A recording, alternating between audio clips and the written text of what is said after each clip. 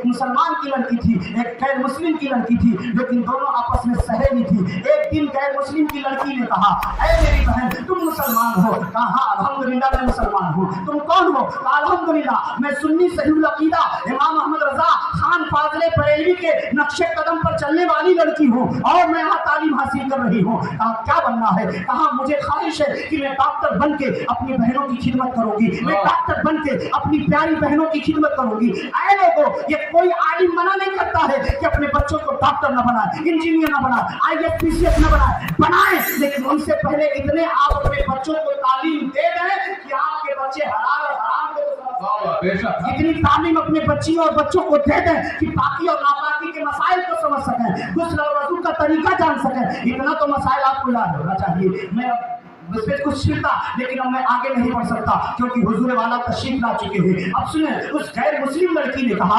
मुसलमान लड़की से, मैं बहन मैं चाहती हूँ कि आपके बारे में, कुरान के बारे में बड़ी बातें की जाती हैं, तरह तरह की बातें उठती भी हैं और तरह तरह से जवाब भी दिए जाते हैं, एतराज भी किए जाते हैं। कहा ठीक है बहन क्या चाहती हो? तो उस गैर मुस्लिम लड़की ने कहा मैं चाहती हूँ ऐ मेरी बहन आप हिंदी जबान में कुरान का तर्जमा हमें दे दें ताकि हम कुरान को पढ़े, देखिए कुरान है क्या। कहा अल्हम्दुलिल्लाह मेरी बहन, आप चाहोगे तो मैं इंग्लिश में दे दूंगी, आप चाहोगे तो हिंदी में मैं कुरान का तर्जमा दे दूंगी। कहा ठीक है हिंदी मिला कर दे दें। उस मुस्लिम लड़की ने हिंदी में कुरान का तर्जमा लाकर उस गैर मुस्लिम लड़की को दे दिया। अब गैर मुस्लिम लड़की कुरान पढ़ना शुरू की, कुरान पढ़ना शुरू की, पढ़ते गई। एक दिन अपने उसी मुस्लिम सहेली के साथ बैठी है। कहा मेरी बहन मैं कुरान पढ़ते जा रही हूँ, कुरान की बातें तो लाजवाब है, कुरान की बातें लाजवाब है, वहाँ का पैगाम लाजवाब है, नबी की सीरत लाजवाब है, अल्लाह का हुक्म लाजवाब है, आपका मजहब लाजवाब है, आपके मजहब का कानून लाजवाब है। लेकिन बात बहन एक समझ में नहीं आ रही है,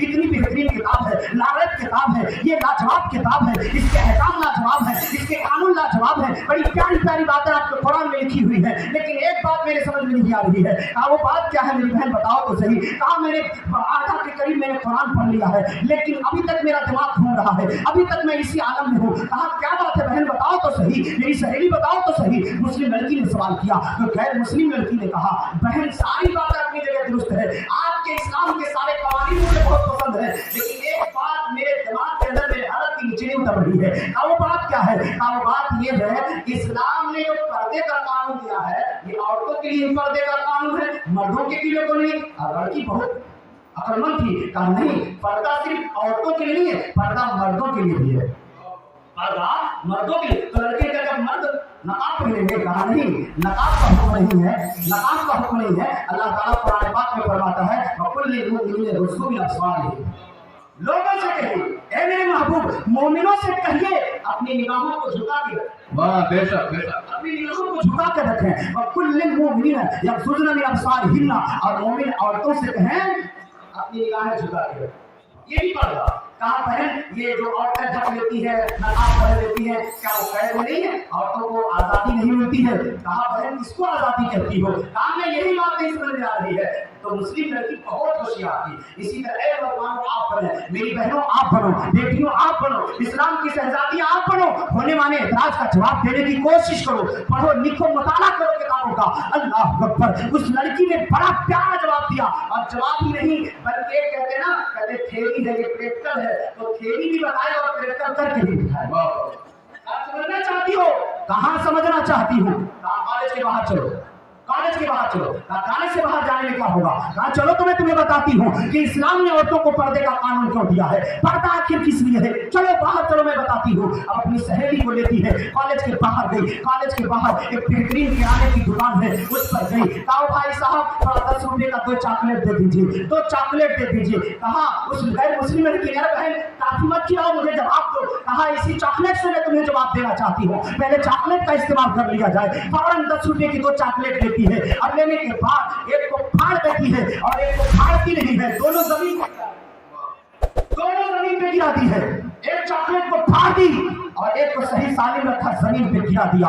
कहा बहन अगर मैं आपसे कहूँ उठाकर खा लो तो आप बताओ किसको उठाओगे? क्या बात, आप किसको उठाओगी?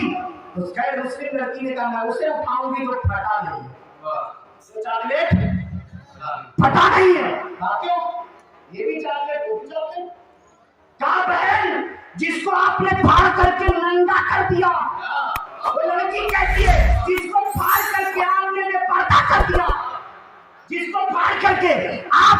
بے پردہ کر دیا، اس پہ گندگی اور دھول لگ گئی ہے، اسے نہیں کھاؤں گی، لیکن جو پردے میں ہے وہ محفوظ ہے، جو پردے میں ہے وہ محفوظ ہے۔